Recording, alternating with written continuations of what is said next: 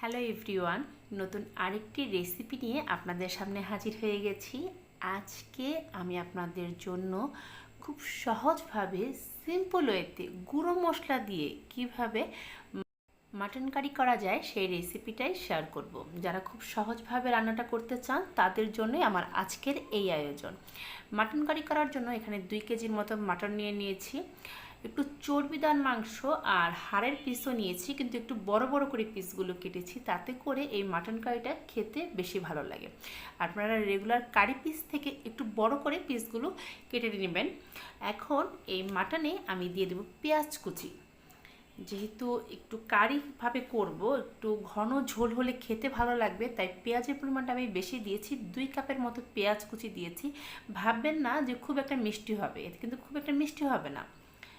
এখন আমি দিয়ে দেব হলুদ গুঁড়ো। এখানে আমি 1.5 চা চামচের মতো হলুদ গুঁড়ো, সাথে দিয়ে দিলাম 1 চা চামচ ভাজা ধনে গুঁড়ো।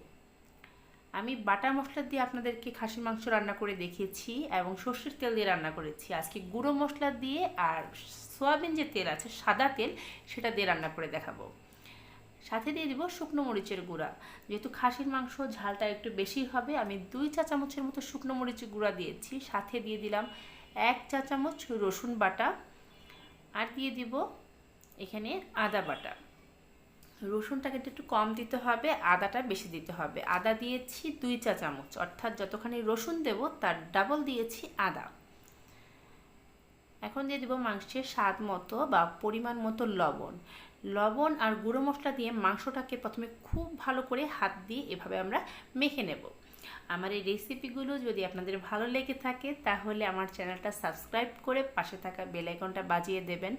আমি যখনই আমার চ্যানেলে কোনো নতুন ধরনের রেসিপি আপলোড করব, আপনি কিন্তু সবার আগে নোটিফিকেশন পেয়ে যাবেন। দেখুন, বাটা মশলা দিয়ে রান্না করলে মাংসটা যখন হাত দিয়ে এভাবে খুব ভালো করে মেখে নেওয়া হয় বা মেরিনেট করা হয়, তখন কিন্তু মাংসের খুব সুন্দর একটা কালার আসে। আজকে আমি গুঁড়ো মশলা দিয়ে রান্না করছি, অথচ মাংসের কালারটা কিন্তু একদম বাটা মশলার মতো আসছে। আপনারা এভাবে মাংসটাকে হাত দিয়ে খুব ভালোভাবে মেখে নেবেন। গুঁড়ো মশলা দিয়ে রান্না করলেও বাটা মশলার যে এফেক্টটা আছে সেটা আপনারা পেয়ে যাবেন। এদিকে কড়াইতে আমি 1 কাপের মতো সাদা তেল দিয়ে দিয়েছি। তেলটাকে প্রথমে খুব ভালো করে গরম করে এখানে 2-3টার মতো তেজপাতা, 1 চা চামচের মতো আস্ত জিরা, এটা আমি ফোড়ন দিলাম। একটু হালকা 2 মিনিটের মতো ভেজে আমি যে মাংসগুলো হাত দিয়ে খুব ভালোভাবে মেখে রেখেছিলাম, সেই মাংসগুলো আমি কড়াইতে দিয়ে দিচ্ছি। যদিও আজকে আমি গুঁড়ো মশলা দিয়ে মাংসটা রান্না করছি, তারপরও দেখুন মাংসের কালারটা কতটা সুন্দর এসেছে। আপনারা একটু চেষ্টা করবেন, যখনই খাসির মাংস রান্না করবেন, একটু হাত দিয়ে ভালো করে মাংসটাকে মশলার সাথে মেখে তারপর রান্নাটা করা। তাতে করে 2টা জিনিস হবে, সেটা হচ্ছে 1 নাম্বার মাংসের কালারটা খুব সুন্দর আসবে, আর দ্বিতীয়ত মাংসের ভিতরে মশলাটা ঢুকবে। অনেক সময় দেখবেন যে খাসির মাংস খেতে বলে মাংসের ভিতরে ঠিক মতো মশলা যায় না, কারণ মাংসটাকে তারা খুব ভালো করে মিক্সড করে তারপর কষিয়ে রান্না করে না। এই জন্য অনেক সময় খাসির মাংস রান্না করার পর বাজে একটা স্মেল আসে, অনেকেই খাসির মাংস খেতে চান না। আপনারা সেটা গুঁড়ো মশলা হোক বা বাটা মশলা, মাংসটাকে খুব ভালো করে হাত দিয়ে মিক্সড করে মেখে তারপর সময় নিয়ে এটাকে অনেকক্ষণ ধরে কষিয়ে তারপর রান্নাটা করবেন। দেখবেন কালারটা যেমন সুন্দর আসবে, খেতেও ভালো লাগবে, বাজে কোনো গন্ধ আসবে না। আমি তেলের সাথে মাংসটাকে প্রায় 30 থেকে 40 মিনিট খুব ভালো করে কষিয়ে নিয়েছি। কষানোর সময় কিন্তু এখানে 1 ফোঁটাও আমি জল অ্যাড করিনি। মাংসের থেকে প্রচুর জল উঠেছে এবং মাংসের জলেই মাংসটা প্রায় 50%-এর মতো অলরেডি সিদ্ধ হয়েও গেছে। দেখুন মাংসের কালারটা কতটা সুন্দর হয়েছে। গুঁড়ো মশলা দিয়ে রান্না করলে কিন্তু মাংসের কালার এতটা সুন্দর হতে চায় না।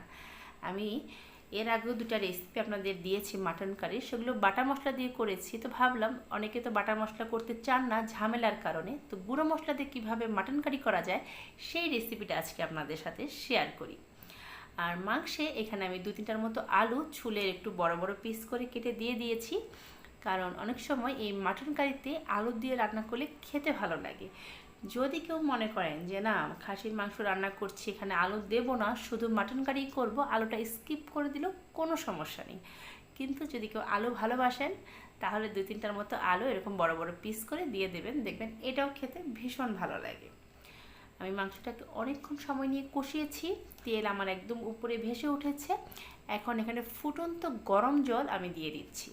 আমি যখনই মাটন কারি রান্না করি, সেটা গুঁড়ো মশলা দিয়ে হোক বা বাটা মশলা দিয়ে হোক, যেভাবে রান্না করা হোক না কেন, আমি একটু ঠান্ডা জলের পরিবর্তে গরম জল দিয়ে মাংসটা রান্না করি। তাতে করে আমি দেখেছি মাংসটা খেতে আমার কাছে বেশি ভালো লাগে। আপনারা অবশ্যই এইভাবে মাটন কারি করে দেখবেন, গরম জল দিয়ে রান্না করলে পরে সেটার টেস্ট কিন্তু দ্বিগুণ বেড়ে যায়।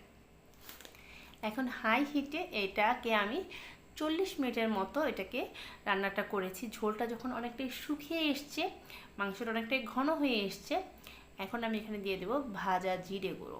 আমি এখানে প্রায় 1.5 চা চামচের মতো ভাজা জিরে গুঁড়ো দিলাম। যেহেতু গুঁড়ো মশলা দিয়ে রান্না করেছি, আজকে সব কিছু আমি গুঁড়ো মশলা দিয়েই করেছি, এখানে কোনো বাটা মশলা আমি ইউজ করিনি। আপনারা চাইলে জিরে বাটাও দিতে পারেন, তাতেও কোনো সমস্যা নেই। এবার জিরে গুঁড়ো দিয়ে আরও 10 মিনিট রান্না করব। মাটন কারিতে আমি খুব একটা বেশি ঝোল রাখি না, আমার কাছে খেতে ভালো লাগে না। আমি ঝোলের পরিমাণটা একদমই কম রাখি। আমার গরম ভাত দিয়ে হোক বা পোলাও দিয়ে আমার এটা একটু মাখা মাখা ঝোল থাকলে খেতে ভালো লাগে। আপনারা অবশ্যই আপনাদের নিজস্ব চয়েস অনুযায়ী ঝোলটা রেখে তারপর নামিয়ে নেবেন। দেখুন আমি প্লেটে সার্ভ করে আপনাদের দেখাচ্ছি কালারটা কতটা সুন্দর হয়েছে।